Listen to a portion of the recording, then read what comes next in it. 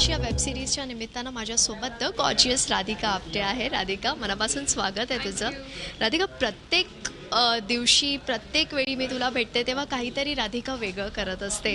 याही वेब सिरीजमध्ये ही सगळी पुस्तकं मला इथे दिसत आहेत. एक वेगळी कॉन्सेप्ट आहे आणि कुठेतरी राधिकाचं चाइल्डहूड कसं होतं याच्याशी थोडंसं कनेक्टेड आहे. तर राधिकाचं चाइल्डहूड कसं होतं? माझ्या चाइल्डहूड मी जेव्हा लहान होते तेव्हा मी काय विचार करत होते याबद्दल असू शकतो, म्हणजे त्याबद्दल साधारण आहे.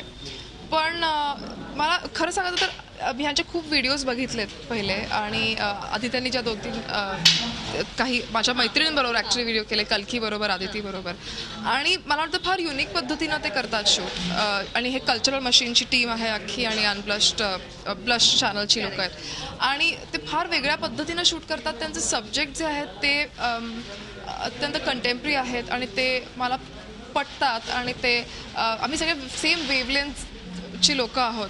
त्यामुळे मला शूटिंग करायला खूप मजा आली आज, आणि कुठेतरी माझं पर्सनल कनेक्ट असल्यामुळे सुद्धा खूप मजा आली. नक्कीच मला त्या पर्सनल कनेक्टबद्दलच जाणून घ्यायचं आहे, कारण तू इथे बसलेली अनेक पुस्तकं होती, अनेक वेगवेगळ्या वयात मे बी तू जसं म्हटलंस की आपलं एक जी मेंटॅलिटी असते किंवा जो एक स्टेटस असतो आपला, त्यावेळेचं हे कनेक्ट होतं आहे कुठेतरी. राधिका, तुझ्या त्या चाइल्डहूडबद्दल आठवणी शेअर करशील? म्हणजे तू भरपूर पुस्तकं वाचायचीस का? नाही, मी ॲक्च्युली लहानपणी एक असा काळ होता जेव्हा मी अजिबात पुस्तकं वाचायचं नाही, आणि मला आई बाबा म्हणायचं की पुस्तकं वाचणं चांगलं असतं, आणि मला अजिबात आवडायचं नाही पुस्तकं वाचणं.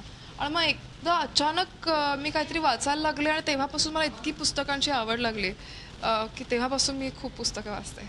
आणि राधिका, तुझ्याबद्दल म्हणजे जसं जसं आता तुझे सिनेमे येतात, तुझं फॅन फॉलोईंग वाढतं, आणि अनेकांचं असे अनेक प्रश्न आहेत जे आज मी तुला 1-2 तरी विचारणार आहे. कारण राधिका कायम आम्हाला डी ग्लॅम लुकमध्ये दिसते. कधी खूप हेवी मेकअप नसतो, किंवा ती जशी आहे तशी असते. खूप मला वाटतं हलकी एखादी लिपस्टिक असेल तुझ्या ओव्हरऑल मेकअपच्या पार्टमध्ये. तर हे काय आहे? म्हणजे हे आधीपासूनच तुला असं राहायला आवडतं? एक तर ग्लॅमरची डेफिनेशन सगळ्यांची वेगळी असते, आणि कमी मेकअप म्हणजे लेस ग्लॅमरस, आणि जास्त मेकअप म्हणजे ग्लॅमरस ही अत्यंत चुकीची डेफिनेशन आहे अकॉर्डिंग टू मी.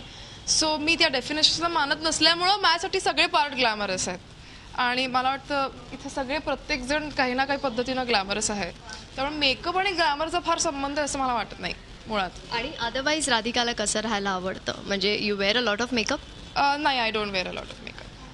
आणि what's your style statement Radhika? म्हणजे तुला कसं राहायला? Most comfortable. This is how I roam about in my track pants, आणि सो थँक्यू.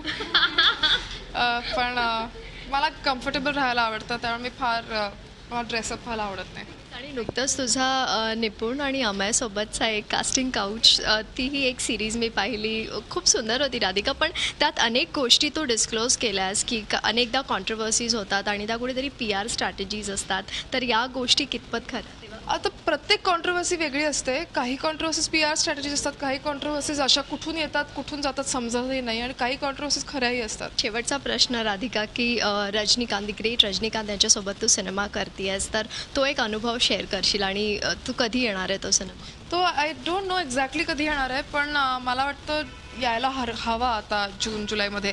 अजून त्यांची तारीख ठरली नाही आहे, पण अर्थातच माझ्यासाठी फार मोठा ब्रेक होता, आणि अनुभव फार चांगला होता. मला अत्यंत आदर आहे रजनी सरांबद्दल, त्यांच्या काम करण्याची पद्धत, त्यांचं प्रोफेशनॅलिझम, आणि त्यांचं लोकांशी वागण्याची, स्वतः असण्याची ज्या पद्धतीने ते वावरतात, सगळ्या बाबतीत त्यांच्याबद्दल फार जास्त आदर आहे. आणि त्यामुळं मला फार आय फील व्हेरी लकी की मला एक संधी मिळाली त्यांना काम करताना बघण्याची, आणि त्यांना माणूस म्हणून जाणून घ्यायची. लगेच. आणि राधिका, बॉलिवूड सिनेमे तर करतेस, पण नेक्स्ट मराठी सिनेमा कुठला असणार आहे आणि काय प्लॅन आहे? आहे एक प्लॅन, आणि यावर्षी मी तो अनाऊन्स करीन, आणि खूप अमेझिंग प्लॅन आहे, पण वाट बघायला लागेल. 1% तरी काय? बरं, thank you so much, and all the best Radhika. Thank you. Video journalist Mangesh वनेसह जयंती वाघधरे, झी मीडिया, मुंबई.